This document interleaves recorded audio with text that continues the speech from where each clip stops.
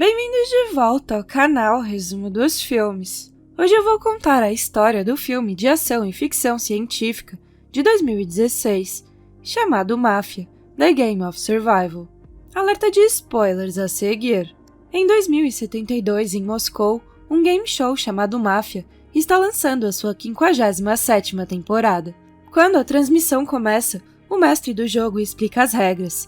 Há 11 jogadores, 9 deles são civis e 2 pertencem à máfia, mas ninguém sabe quem é quem. O objetivo dos civis é encontrar e expulsar a máfia, enquanto a máfia deve fingir ser civil e expulsar os verdadeiros. Todos os dias o grupo votará em quem deve ser expulso, e a pessoa escolhida será morta de verdade pelas coisas que mais teme. A cada anoitecer, outra vítima será escolhida pelos drones do Game Master. O prêmio final é de 1 bilhão de rúpias, e se restarem um civil e um mafioso na última rodada, a máfia ganhará automaticamente. Os jogadores estão sentados em uma sala muito avançada tecnologicamente, e um grupo de drones entra para tatuar um código nos pulsos dos jogadores, o que indica qual é a função oculta deles. Somente o computador tem acesso a essas informações. Enquanto os drones fazem seu trabalho, o Game Master começa a apresentar alguns dos jogadores. O primeiro é Luca, um bilionário de 85 anos, que usa a medicina moderna para parecer muito mais jovem. Ele construiu sua fortuna por meio de jogos de azar, e é por isso que entrou no jogo. Ele quer a emoção de apostar a sua vida. Seus netos mimados estão esperando que ele morra, mas Luca colocou em seu testamento que se ele morrer no jogo, seus netos não receberão nada. O próximo é Eli, um engenheiro de 38 anos que sofre de câncer. Ele só tem mais 3 meses de vida, então Eli foi ao jogo para conseguir dinheiro para sua família. Sua esposa discordou da decisão porque queria que ele passasse seus últimos dias com ela e as crianças. Além de, claro, não querer que a sua morte fosse televisionada. Mas Eli ignorou as suas preocupações. 2 jogadores são os prisioneiros trazidos diretamente da cadeia, Butcher e Ivan, que insiste que seu julgamento foi encenado. Isso faz parte de um programa especial que o Máfia tem com o governo e que permite que todos os prisioneiros do país se voluntariem para o jogo, independentemente do crime que cometeram. Se ganharem, em vez de dinheiro, eles ganham a liberdade. As apresentações são interrompidas por enquanto, e o Game Master pergunta aos jogadores quais são seus papéis, mas todos juram que são civis. Em seguida, eles têm 10 minutos para votar na primeira morte, enquanto seus amigos e familiares assistem a cada segundo pela TV. Constantin decide não votar nessa rodada, mas Marie imediatamente vota em Killian, e Peter a apoia. Nesse momento, Butcher percebe que já viu os 2 juntos na TV, e outra apresentação é feita. Marie é uma famosa bailarina de 24 anos, e Peter é o seu fã número 1. Infelizmente, um dia chuvoso fez com que o carro de Marie batesse e as suas pernas ficassem gravemente feridas, fazendo com que ela não pudesse mais dançar. Desde então, seu maior medo é a chuva e os raios. Há uma grande cirurgia que poderia lhe dar pernas sintéticas, mas é incrivelmente cara. Por isso, Marie entrou no jogo. Peter está aqui porque quer ajudá-la. Na verdade, ele vendeu muitas coisas pessoais para lhe dar dinheiro. Mas isso só faz Marie chorar, porque ele a segue há anos e não a deixa em paz. Os outros jogadores julgam a reação dela e o fato de ela ter um aliado, então votam nela imediatamente.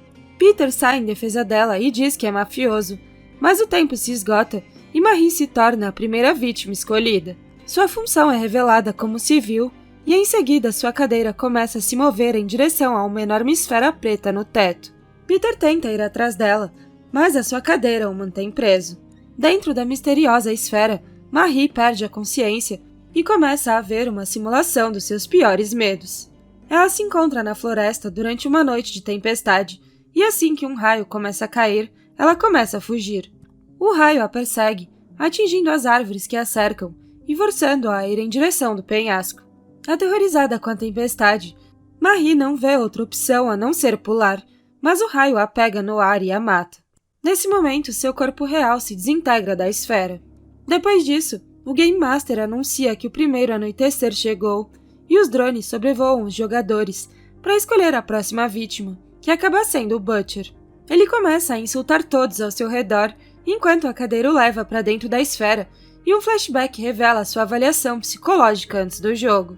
O psicólogo fez várias perguntas, mas Butcher não ajudou muito. Ele jurou que não tinha medo de nada, mas admitiu que não queria morrer como um idiota, cercado por outros idiotas. Quando a simulação no orbe começa, Butcher se encontra em um coliseu muito assustador com 2 gladiadores, enquanto uma multidão torce pela violência.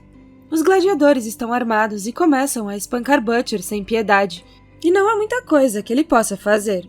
Depois que eles jogam de um lado para o outro por um tempo, Butcher consegue jogar um pouco de sujeira na cara deles antes de pegar uma garrafa no chão, que ele usa para finalmente revidar.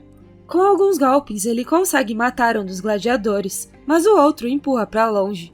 Butcher não desiste e continua pegando objetos do chão, quebrando os ossos do seu oponente e matando-o, mas o cara continua aparecendo repetidamente. Após algumas mortes de Butcher, o gladiador finalmente para de ressurgir e todos na prisão real que estão assistindo ao show começam a torcer pelo detento. Butcher acha que ganhou a liberdade, mas quando dá um passo para trás, tropeça e cai em algumas barras de metal que o matam instantaneamente. Ainda irritado com Marie, Peter diz que Butcher mereceu. Depois disso, o Game Master anuncia que é a hora da nova votação, e dessa vez ele lhes dá 8 minutos. Constantine anuncia que já sabe quem são os mafiosos e que este é o momento da sua apresentação. Quando criança, ele já tinha habilidades de clarividência, podia prever as suas notas ruins e quais garotas o trairiam. As pessoas começaram a chamá-lo de Mensageiro Negro, e, quando adulto, ele começou a aparecer em programas de TV falando sobre parapsicologia. Ele até trabalhou como consultor durante crises nacionais. Seu maior medo é morrer de velhice. Constantine diz que Peter é da máfia, e Peter responde perguntando por que ele deixou Marie morrer, se ele tem poderes que deveriam ter lhe dito que ela era uma civil. Constantine explica que quer o dinheiro para si mesmo, e não para dividi-lo com os civis restantes. Mas isso só convence Peter de que Constantine é mafioso e vota nele. Ele e Laura também votam em Constantine, mas todos os outros votam em Peter. Ele acaba sendo outro civil, o que significa que Constantine mentiu. Outro flashback mostra a avaliação psicológica de Peter. No início ele disse que não tinha nenhum medo, exceto a própria Marie, mas o psicólogo o fez pensar e Peter acaba lembrando que quando criança tinha medo de água.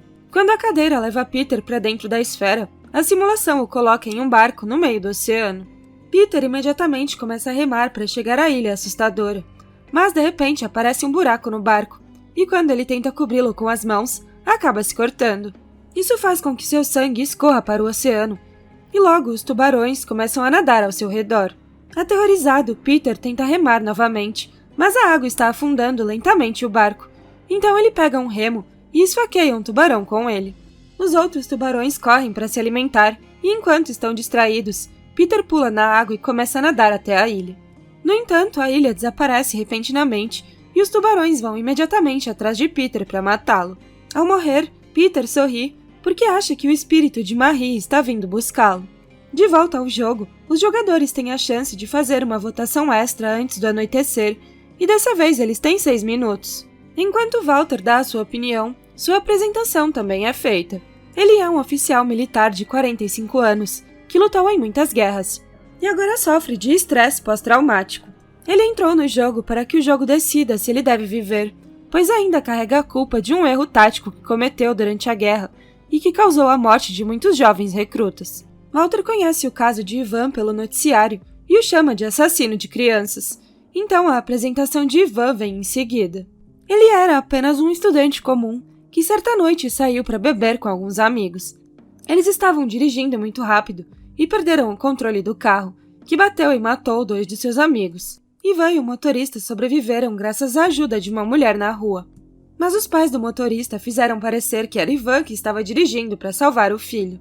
Ivan foi considerado culpado e enviado para a prisão, portanto seu maior medo é morrer na cadeia. Ivan insiste que é inocente, antes de dizer a Laura que ela lhe parece familiar, mas ela jura que eles não se conhecem e acusa Walter de ser da máfia. Walter também a acusa e logo começa uma discussão, mas Walter a interrompe para votar em Laura. Mas Laura vota em Walter, que recebe o apoio de Luca, Ivan e Eli. Quando Walter, furioso, começa a se manifestar, Constantine também vota nele. Como o voto de Kieran e Kate não fará diferença, Walter já foi escolhido como a próxima vítima. É então revelado que Walter também é um civil, Portanto, as duas máfias ainda estão no grupo. Quando a cadeira o empurra para dentro da esfera, Walter se vê revivendo o dia em que cometeu seu erro. Ele tenta avisar seus homens sobre a emboscada, mas é tarde demais. Logo, sua equipe está cercada pelo inimigo e os soldados de Walter começam a morrer por toda a parte. Às vezes a simulação faz as paredes desaparecerem para permitir que ainda mais inimigos ataquem e causem mortes muito cruéis, como um soldado que é morto por um incêndio. Por fim, Walter sai para atirar no maior número possível de inimigos, mas ao ver os corpos dos seus homens e a parede se desintegrando, ele aceita que a sua hora chegou. Nesse momento, o inimigo atira em Walter e o mata. Segundos depois, é hora de outro anoitecer, e os drones escolhem Laura, que se apresenta um pouco tarde demais. Ela tinha uma casa, um bom emprego e uma família amorosa, mas infelizmente se tornou alcoólatra e negou qualquer ajuda do marido. Logo, o filho deles morreu e o marido a abandonou, e ela ficou sozinha. Ela não foi corajosa o suficiente para se autodestruir, e o seu maior medo são as alturas. Por mais de 8 anos, Laura não saiu de casa, até que uma noite ela estava na estrada. Acontece que foi ela quem salvou Ivan e seu amigo, mas também foi forçada pelos pais do motorista a mentir durante o julgamento. Ivan fica chocado ao saber disso, mas ainda assim a perdoa, porque agora o seu nome está limpo. O jogo então anuncia que Laura também é uma civil. Antes que a cadeia a leve embora, ela diz a Ivan que espera que ele vença. Na esfera, a simulação coloca Laura em um avião que está voando em direção a uma nuvem escura assustadora. Essa escuridão ataca o avião e os danos fazem com que ele comece a cair à medida que as paredes e o teto começam a se desintegrar. Uma aeromoça ajuda Laura com o cinto de segurança, mas a escuridão de repente a leva também. Pouco a pouco o avião se desmancha e por fim Laura morre. Depois disso, os jogadores têm 4 minutos para fazer a próxima votação. Constantin imediatamente diz que é Ivan, o que desencadeia uma discussão que faz Eli perceber que Kieran e Kate podem se conhecer. Kieran acusa Constantin de ser mafioso, mas Ivan diz que é o Eli. O grupo logo se divide. Constantin, Luca e Eli votam em Ivan, Kate e Kieran votam em Constantin e Ivan vota em Eli. As regras dizem que o jogador escolhido deve ter maioria absoluta, então é anunciado que a votação será refeita, mas apenas com os 3 nomes votados. Luca muda seu voto para Constantin e os outros 4 mantêm a mesma escolha. Então, Constantin surpreende a todos votando em si mesmo. É a primeira vez na série que alguém vota em si mesmo, e o que é mais surpreendente, Constantin acaba se revelando um mafioso. Quando é colocado na simulação, Constantin aparece em um lance de escadas, onde o homem esbarra nele e o chama de vovô. A palavra irrita Constantin, mas de repente ele começa a tossir ao encontrar vários espelhos que revelam que ele está envelhecendo rapidamente. Fica difícil para ele descer as escadas, mas ao chegar ao fim da sua vida, Constantin começa a rir e explica que foi enganado. Aparentemente, morrer de velhice não é o seu maior medo.